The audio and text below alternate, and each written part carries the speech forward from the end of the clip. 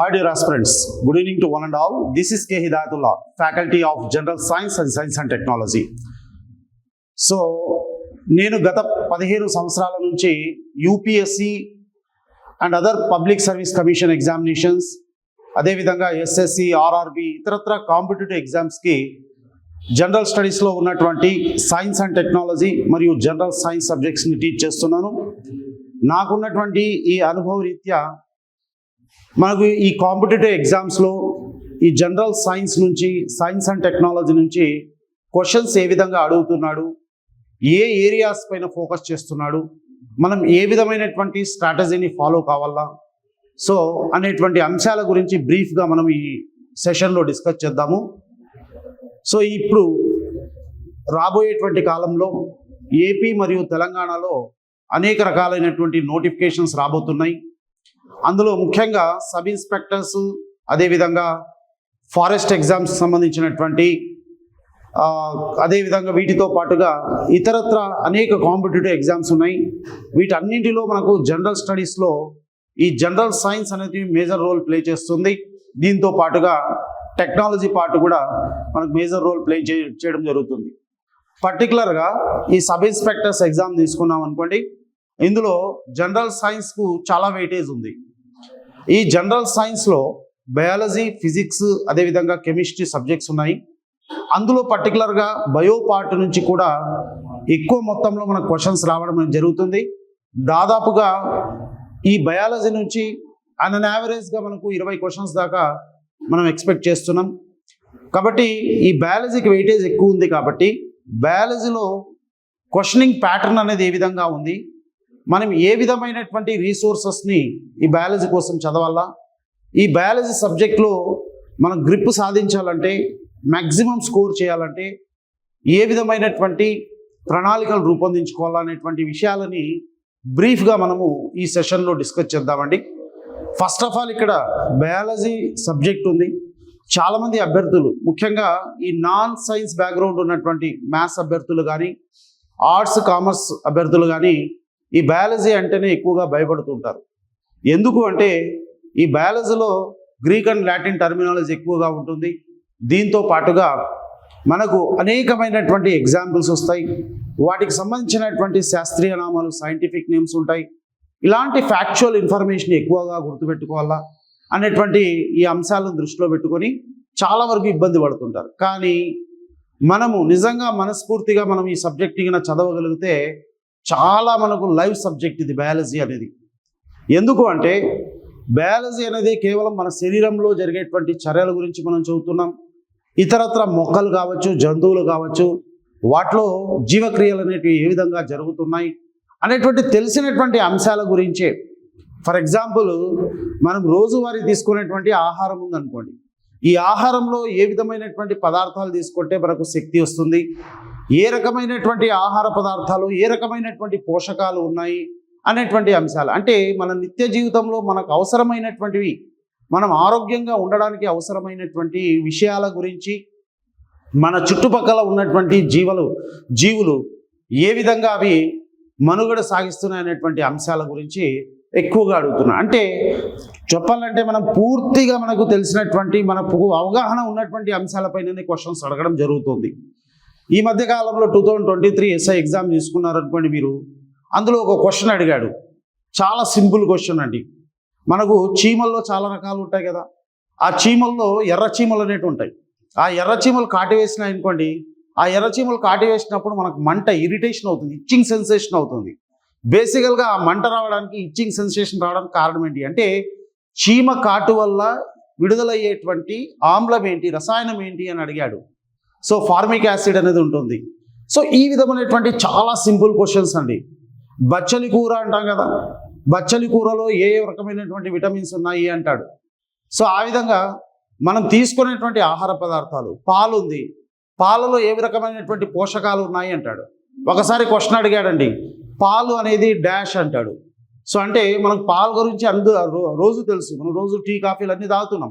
కానీ పాలు అనేది డాష్ అన్నాడు. అంటే పాలు అనేది ఒక ఎమల్షన్ అని ఇచ్చాడు అక్కడ. సో అదేవిధంగా పాలలో ఉన్నటువంటి మూలకాలు ఏంటి అని అడుగుతాడు. సో పాలలో ఉన్నటువంటి విటమిన్స్ ఏంటి అని అడుగుతాడు. అంటే మనం డైలీ లైఫ్లో మనం ఉపయోగించేటువంటి పదార్థాల గురించి, మన చుట్టుపక్కల ఉన్నటువంటి జీవరాశుల గురించి జనరలైజ్ చేసి క్వశ్చన్స్ అడుగుతుంటాడు. సో కాబట్టి మనం ఈ బయాలజీ అనే సబ్జెక్ట్ని భయంతో కాకుండా ఇష్టపూర్వకంగా సబ్జెక్ట్ని కేవలం బయాలజీ ఒకటే కాదండి, ఏ సబ్జెక్ట్ అయినా కూడా ఇష్టపూర్వకంగా మనము అంటే కాంపిటేటివ్ ఎగ్జామ్స్లో క్వశ్చన్ అనేది ఎలా అడుగుతున్నాడు, ఏ విధమైనటువంటి సోర్స్ని రెఫర్ చేస్తే మనకు మ్యాక్సిమం కవర్ అవుతుంది అనేటువంటి విషయాలపైన మనకు పట్టు ఉంది అంటే మ్యాక్సిమం స్కోర్ చేయవచ్చు అన్నమాట.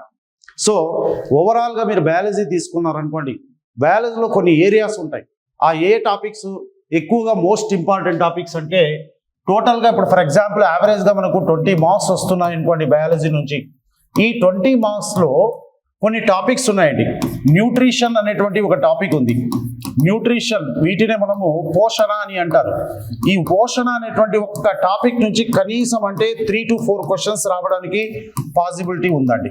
సో ఇందులో ఈ పోషణ అనేటువంటి టాపిక్స్లో మనం ఏమేమి చదువుతున్నాము అంటే చూడండి, కార్బోహైడ్రేట్స్ అనేటువంటి టాపిక్ ఉంది. ఈ కార్బోహైడ్రేట్లు అని అంటాం, అంటే పోషకాలు. వీటితో పాటుగా ప్రోటీన్స్ ఉంటాయి, ప్రోటీన్లు. సో లిపిడ్లు అని అంటాం.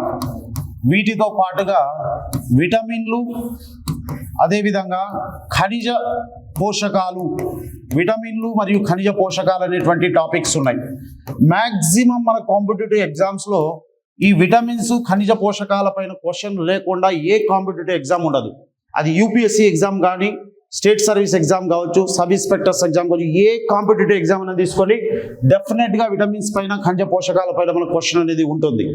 సో కాబట్టి ఇక్కడ విటమిన్స్ అనేటువంటి టాపిక్ తీసుకుంటే ఆ విటమిన్స్ అంటే ఏంటి, వాటి యొక్క రసాయన నామాలు ఏమున్నాయి, అదేవిధంగా వాటి యొక్క సాధారణ నామాలు కామన్ నేమ్స్ ఏమైనా ఉన్నాయా, విటమిన్స్ యొక్క సోర్సెస్ ఏంటి, విటమిన్ యొక్క లక్షణాలు, అదేవిధంగా విటమిన్ యొక్క ఫంక్షన్స్ ఏమున్నాయి, విధులు అనేటివి ఏమున్నాయి, ఆ విటమిన్స్ యొక్క లోపాల వల్ల మనకు ఏ విధమైనటువంటి లక్షణాలు కలుగుతున్నాయి అనేటువంటి అంశాలపైన ఎక్కువగా అడుగుతున్నాడు. అంటే రసాయన నామం కావచ్చు, సాధారణ నామం కావచ్చు, లభించే పదార్థాలు కావచ్చు, విధులు, లేదంటే వాటి యొక్క లోపాల వల్ల కలిగేటువంటి లక్షణాలు. అంటే ఈ విటమిన్స్ అనేటువంటి టాపిక్ పైన, ఈ అంశాలపైన మనం ఫోకస్ చేయాలి. అదేవిధంగా ఇక మిగిలినటువంటి టాపిక్లలో మోస్ట్ ఇంపార్టెంట్ టాపిక్ ఏది అంటే ప్యాథాలజీ అని అంటాం. ప్యాథాలజీ అంటే వ్యాధి విజ్ఞాన శాస్త్రం అని అంటాం. అంటే వ్యాధులు, ఈ వ్యాధుల్లో మనకు అనేక రకాలైనటువంటి వ్యాధులు ఉన్నాయి. మనం డాక్టర్లు కావాల్సినటువంటి అవసరం లేదు, ట్రీట్మెంట్ చేయాల్సినటువంటి అవసరం లేదు. మినిమం బేసిక్ నాలెడ్జ్ మనం తెలుసుకొని ఉండాలి. అసలు వ్యాధి అంటే ఏంటి, ఎన్ని రకాల వ్యాధులు ఉన్నాయి, వ్యాధులు రావడానికి గల కారణాలు ఏంటి, మన బ్యాక్టీరియాల నుంచి ఏ విధమైనటువంటి వ్యాధులు వస్తున్నాయి, వైరస్ల నుంచి ఏ విధమైనటువంటి వ్యాధులు వస్తున్నాయి, శిలీంధ్రాలు, ప్రోటోజోవాలు, ఇలా వ్యాధి కారకాలు ఏమేమి ఉన్నాయి, ఆ వ్యాధులు వచ్చిన తర్వాత ఎటువంటి లక్షణాలు కలుగుతున్నాయి, వ్యాధి రాకుండా మనము ఏ విధమైనటువంటి నివారణ చర్యలు తీసుకోవాలా అనేటువంటి అంశాల గురించి మనము ఈ మధ్య కాలంలో జరిగినటువంటి రీసెంట్ కాంపిటేటివ్ ఎగ్జామ్స్ తీసుకుంటే, అంటే సబ్ ఇన్స్పెక్టర్ ఎగ్జామ్స్ తీసుకోండి, ఇక్కడ టైఫాయిడ్ అనేటువంటి వ్యాధి కలిగించేటువంటి వ్యాధి కారకం ఏది అని అడిగాడు. ఆ టైఫాయిడ్ వ్యాధి కారకం ఏది అని చెప్పి దాని యొక్క సైంటిఫిక్ నేమ్ ఇచ్చాడు, సాల్మోనెల్లా టైఫీ అనేటువంటి బ్యాక్టీరియా. సో ఈ విధంగా మనకు ఇక్కడ వ్యాధి అదేవిధంగా దాని యొక్క కారకం ఏంటి అని మనకు ఈ విధంగా మ్యాచ్ ద ఫాలోయింగ్ అడగవచ్చు, లేదంటే డైరెక్ట్గా క్వశ్చన్ అడుగుతాడు. సో ఇక ట్రీట్మెంట్ కోసం ఏ విధమైనటువంటి మనము చర్యలు తీసుకుంటున్నాము, ఇటువంటి అంశాలు. వీటితో పాటుగా హ్యూమన్ ఫిజియాలజీ ఉంది. హ్యూమన్ ఫిజియాలజీ అంటే మానవ శరీర ధర్మశాస్త్రం అని అంటారు. ఈ శరీర ధర్మశాస్త్రం అనేటువంటి టాపిక్ కూడా మోస్ట్ ఇంపార్టెంట్ టాపిక్ అండి. మ్యాక్సిమం వచ్చేటువంటి క్వశ్చన్స్లో దాదాపుగా ఒక 5 to 6 క్వశ్చన్స్ అయితే మనకు ఈ మానవ శరీర ధర్మశాస్త్రం నుంచి వస్తున్నాయి.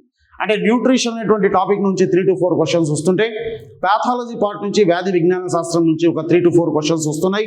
అదేవిధంగా మనకు మానవ శరీర ధర్మశాస్త్రం నుంచి 5 to 6 క్వశ్చన్స్ వస్తున్నాయి. వీటితో పాటుగా వృక్ష శాస్త్రం ఉంది. ఆ వృక్ష శాస్త్రం అంటే బోటనీ అని అంటున్నాం. ఈ బోటనీ నుంచి ఒక 3 to 4 క్వశ్చన్స్ మనం ఎక్స్పెక్ట్ చేయవచ్చు. వీటన్నిటితో పాటుగా ఇక రీసెంట్గా మనకు న్యూస్లో ఉన్నటువంటి అంశాలు, ఫర్ ఎగ్జాంపుల్ మనం వివిధ రకాలైనటువంటి ఆర్గనైజేషన్స్ ఉన్నాయండి. ఈ ఆర్గనైజేషన్స్ వాటి యొక్క లొకేషన్స్ ఎక్కడ ఉన్నాయి, దాంతో పాటుగా మనకు ప్రభుత్వము ఈ సైన్స్కి సంబంధించి టెక్నాలజీకి సంబంధించినటువంటి ఏ విధమైనటువంటి ఇనిషియేషన్స్ తీసుకుంటుంది, ఆ ఇనిషియేషన్కి సంబంధించినటువంటి అంశాలు అంటే మిసిలీనియస్ అంశాలు అని అంటున్నాం. అంటే మనకి ఇచ్చేటువంటి ఈ బయాలజీ పార్ట్ నుంచి వచ్చేటువంటి 20 క్వశ్చన్స్లో మనము కోర్ సబ్జెక్టు నుంచి ఒక 15 to 16 క్వశ్చన్స్ వరకు మనం ఈజీగా ఆన్సర్ చేయొచ్చు. ఇందులో 50% క్వశ్చన్స్ వచ్చేసి మన చుట్టుపక్కల జరిగేటువంటి అంశాలపైన. మనం ఓవర్ భయపడినట్టుగా మన క్వశ్చన్స్ అన్ని కూడా చాలా డెప్త్గా కాంప్లికేటెడ్గా కూడా ఇవ్వడు. సో ఉంటాయి క్వశ్చన్స్, మనకు 3 రకాల క్వశ్చన్స్ ఉంటాయి. ఒకటి ఫ్యాక్ట్ బేస్డ్ క్వశ్చన్స్ ఉంటాయి, కాన్సెప్టువల్ క్వశ్చన్స్ ఉంటాయి, అదేవిధంగా అనలైటికల్ క్వశ్చన్స్ అనేటివి ఉంటాయి మన కాంపిటేటివ్ ఎగ్జామ్స్లో. ఇందులో మనకు సబ్ ఇన్స్పెక్టర్స్ ఎగ్జామ్స్లో పర్టికులర్గా ఫ్యాక్ట్ బేస్డ్ క్వశ్చన్స్ ఎక్కువగా ఇస్తున్నాడు, కొంతవరకు కాన్సెప్ట్ బేస్డ్ క్వశ్చన్స్ అనేటివి ఉంటాయి. అనలైటికల్గా చాలా తక్కువగా ఉంటున్నాయి. సో అంటే మనం మినిమం నాలెడ్జ్కి తెలుసుకోగలిగితే, మినిమం నాలెడ్జ్ తెచ్చుకోగలిగితే ఒక 60 to 70%, 80% వరకు మ్యాక్సిమం స్కోర్ చేయవచ్చు. ఇక సబ్జెక్ట్ కోర్ సబ్జెక్ట్ ఇంకొంచెం డెప్త్గా చదవగలిగితే మనము 100% మనం స్కోర్ చేయవచ్చు. దీనికోసం మనం ఏ విధమైనటువంటి స్ట్రాటజీ ఫాలో కావాలా? సో స్ట్రాటజీ అంటే ఫస్ట్ మనం క్లాస్ వింటున్నాము, ఈ క్లాస్ విన్న తర్వాత సబ్జెక్ట్ని అర్థం చేసుకోవాలండి. ఫస్ట్ ఆఫ్ ఆల్ మన క్లాస్ అనేది వెరీ ఇంపార్టెంట్. ఈ క్లాస్ అయిపోయిన తర్వాత మనము రెఫరెన్స్ బుక్స్ అనేటివి చదువుకోవాలి. రెఫరెన్స్ బుక్స్ అనేటివి వెరీ వెరీ ఇంపార్టెంట్. ఇక్కడ రెఫరెన్స్ బుక్స్లో కూడా మనం స్టాండర్డ్ బుక్స్ని ఫాలో కావాలి. ఎన్సీఆర్టీ బుక్స్ ఉంటాయండి, తెలుగు మీడియం ఇంగ్లీష్ మీడియం రెండిట్లో అవైలబుల్ ఉన్నాయి. మనం ఎన్సీఆర్టీ బుక్స్ తీసుకుంటే కాస్త సబ్జెక్ట్ కూడా డెప్త్గా ఉంటుంది, కాన్సెప్ట్స్ కూడా బాగా ఉంటాయి. సో కాబట్టి సబ్జెక్ట్ ఈజీగా అర్థమవుతుంది. లేదు మనం ఎన్సీఆర్టీ బుక్స్ కూడా చదవలేము అని అంటే స్టేట్ సిలబస్ ఏదైతే ఉందో ఆ స్టేట్ సిలబస్లో ఉన్నటువంటి 8th, 9th, 10th క్లాస్ వరకు మీరు చదువుకోవచ్చు. సో ఇంటర్మీడియట్ అంటే అది డెప్త్ అయిపోతుంది, ఎలాగో క్లాస్లో చెప్తారు కాబట్టి క్లాస్లో చెప్పినంత వరకు కాన్సెప్ట్ కొంచెం డెప్త్గా వెళ్ళాలనుకుంటే అవి కవర్ చేసి ఉంటారు కాబట్టి సరిపోతుంది. సో కాబట్టి ఇక్కడ క్లాస్ అనేది వెరీ వెరీ ఇంపార్టెంట్ అండి. దాని తర్వాత రెఫరెన్స్ బుక్స్ అనేటివి ఇంపార్టెంట్. దాంతోపాటుగా మనం PYQs, ప్రీవియస్ ఇయర్ క్వశ్చన్స్ అనేది ఒక్కసారి మనము అవగాహన కోసం క్వశ్చన్ ఏ విధంగా ఇస్తున్నాడు, ఏ టాపిక్ నుంచి క్వశ్చన్ ఎక్కువగా అడుగుతున్నాడు అనేటువంటి అంశాలపైన ఇక్కడ మనం ఒక అవగాహన తెచ్చుకోవచ్చు. దీంతో పాటుగా మోడల్ క్వశ్చన్స్ అని అంటాం. సో మోడల్ క్వశ్చన్స్, ఈ మోడల్ క్వశ్చన్స్ లేదా ప్రాక్టీస్ క్వశ్చన్స్ కానీ లేదంటే మోడల్ క్వశ్చన్స్ కానీ, సో మనం టెస్ట్ సిరీస్ రాసుకుంటూ ఈ విధంగా. సో అంటే క్లాస్ నోట్స్ అనేది వెరీ వెరీ ఇంపార్టెంట్. క్లాస్ విన్న తర్వాత రెఫరెన్స్ బుక్స్ ఈ రెండు మనం స్టడీ చేసి చదువుకున్న తర్వాత వీలైనంత వరకు మనకంటూ ఒక షార్ట్ నోట్స్ అనేటువంటి వాటిని మనం తయారు చేసుకోవాలి. ఈ షార్ట్ నోట్స్ అనేది మనకు ఎగ్జామ్ దగ్గరకు వచ్చే కొద్దీ మన కాన్ఫిడెన్స్ లెవెల్స్ని పెంచుతుంది. షార్ట్ నోట్స్ వల్ల మనము చాలా క్విక్ రివిజన్ చేసుకోవచ్చు. ప్రతిసారి మన దగ్గర ఉన్నటువంటి స్టాండర్డ్ బుక్స్ని ప్రతిసారి మనం వీటిని రెఫర్ చేయలేము. సో కాబట్టి మనకంటూ ఒక షార్ట్ నోట్స్ తయారు చేసుకొని ఒక పాకెట్ నోట్స్ లాగా ఎప్పుడు మన దగ్గర పెట్టుకోవాలి. దట్టు మనం ఏ ఏరియాస్ పైన ఎక్కువగా కాంప్లికేటెడ్గా ఫీల్ అవుతున్నామో ఆ ఏరియాస్ నుంచి మనం షార్ట్ నోట్స్ని కొంచెం బాగా ప్రిపేర్ చేసుకోవాలి. అంటే ఫ్యాక్చువల్ డేటా ఉన్నటువంటి ఇన్ఫర్మేషన్ కానీ ఇలాంటివి. అదే దీంతో పాటుగా మోడల్ క్వశ్చన్స్ అనేటువంటివి. సో వీటన్నిటిని ఇలా చేసుకుంటూ వెళ్తే మనము ఖచ్చితంగా రాబోయేటువంటి ఎగ్జామ్లో 100% సక్సెస్ అనేది సాధించగలుగుతాం. సో కాబట్టి వీటన్నిటికీ మోస్ట్ ఇంపార్టెంట్ ఏంటి అంటే strategy is very important. Desire ఉంది, డెడికేట్ అవుతారు, కానీ స్ట్రాటజీ అనేది వెరీ వెరీ ఇంపార్టెంట్. చూడండి, మీకు డిజైర్ ఉంది, మీకు సాధించాలనేటువంటి కోరిక, తపన ఉంది, దాన్ని డెడికేట్ అవుతున్నారు, అంకిత భావంతో పనిచేయాలనేటువంటి తపన కూడా ఉంది మీకు. అంటే తపన, అంకిత భావంతో పనిచేసేటువంటి సామర్థ్యం రెండూ ఉన్నాయి మీ దగ్గర. కానీ మీ దగ్గర ప్రణాళిక లేదు, స్ట్రాటజీ అనేది లేదు. ఒకవేళ స్ట్రాటజీ లేదు అనుకోండి, తెగిన గాలిపటం లాగా అవుతుంది మన పరిస్థితి. సో స్ట్రాటజీ అనేది వెరీ ఇంపార్టెంట్, ప్రణాళిక అనేది వెరీ ఇంపార్టెంట్. ప్రణాళికాబద్ధంగా చదవాలా, ఏది ఇంపార్టెంట్, ఏది అన్ఇంపార్టెంట్, ఏది రెఫరెన్స్గా తీసుకోవాలా, దాన్ని ఎలా చదవాలా ప్రతి ఒక్కరు చదువుతారండి. ఎందుకంటే అందరూ కాంపిటేటివ్ ఎగ్జామ్స్కి వచ్చేటువంటి వాళ్ళు చాలా జీల్తో వస్తారు, ఆ సామర్థ్యం, ఆ కెపాసిటీ అనేది ఉంటుంది. కానీ ఇందులో కొంతమంది మాత్రమే సక్సెస్ అవుతున్నారు. ఎందుకు సక్సెస్ అవుతున్నారు కొంతమంది అంటే, ఇక్కడ ఎవరైతే ప్రణాళికాబద్ధంగా చదువుతున్నారో, డెడికేటెడ్గా చదువుతున్నారో, ఆ డెడికేషన్ అనేది కూడా స్ట్రాటజికల్గా ఉండాలి. మూసధోరణంతో వెళ్ళామనుకోండి సక్సెస్ కావడం కష్టం అవుతుంది. ఎందుకంటే 1 మార్కుతో పోయింది, 2 మార్కులతో పోయినాయి, 10 మార్కులతో పోయినాయని మనం వెనకబడిపోతాం రేస్లో. తర్వాత నెక్స్ట్ నోటిఫికేషన్ కోసం ఎదురు చూడాల్సినటువంటి పరిస్థితి ఉంటుంది. సో కాబట్టి అలాంటి పరిస్థితి రాకున్నట్టుగా ముందు నుంచే మనం ఒక ప్లాన్డ్గా ప్రణాళికాబద్ధంగా ఏ సబ్జెక్ట్ని ఎలా చదవాలా అనేటువంటి ఒక ప్లాన్ వేసుకొని ముందుకు వెళ్ళగలిగితే మనము 100% సక్సెస్ అనేది సాధించగలుగుతాం. వీటన్నిటికి మించి మనకంటూ సెల్ఫ్ కాన్ఫిడెన్స్ అనేది అవసరం అండి. మన సెల్ఫ్ కాన్ఫిడెన్స్తో ముందుకు వెళ్ళగలిగితే 100% సక్సెస్ సాధిస్తాం. సో కాబట్టి ఇక్కడ మనకు ఈ స్ట్రాటజికల్గా మీ దగ్గర డిజైర్ ఉంది, డెడికేట్ అయ్యేటువంటి సామర్థ్యం ఉంది, కానీ ప్రణాళిక అనేది స్ట్రాటజీ అనేది కొంత లోపం ఉంది మీ దగ్గర. సో కాబట్టి అలాంటి లోపం ఉన్నటువంటి వాళ్ళు ఖచ్చితంగా మనము జాబ్ని సాధించాలా ఈసారి అని డెడికేటెడ్గా కంకణం కట్టుకున్నటువంటి వాళ్ళు వీళ్ళందరికీ కూడా ఒక గైడెన్స్ ఇవ్వాలనేటువంటి ఉద్దేశంతో భారతీ స్టడీ సర్కిల్లో మెంటర్షిప్ అనేటువంటి ఒక ప్రోగ్రామ్ని స్టార్ట్ చేయడం జరిగింది. ఈ ప్రోగ్రాంలో మీకు డీటెయిల్గా దీనికి సంబంధించినటువంటి కరికులం అనేది మీకు ఈ భారతీ స్టడీ సర్కిల్కి సంబంధించి ఉంటుంది మీకు. సో దీంట్లో మీరు వెళ్తే ఆ 6 months ప్లాన్ అనేది ఏ విధంగా ఉంది, ఎలా ఉంది అనేది మీకు క్లియర్గా అర్థమవుతుంది. సో కాబట్టి మనము స్టెప్ బై స్టెప్ ఇందులో ఆ క్లాసెస్ స్టార్ట్ చేసినప్పుడు సో ఆ ప్లాన్ మనం ముందుకు వెళ్ళినప్పుడు మీకు కూడా అర్థమవుతుంది.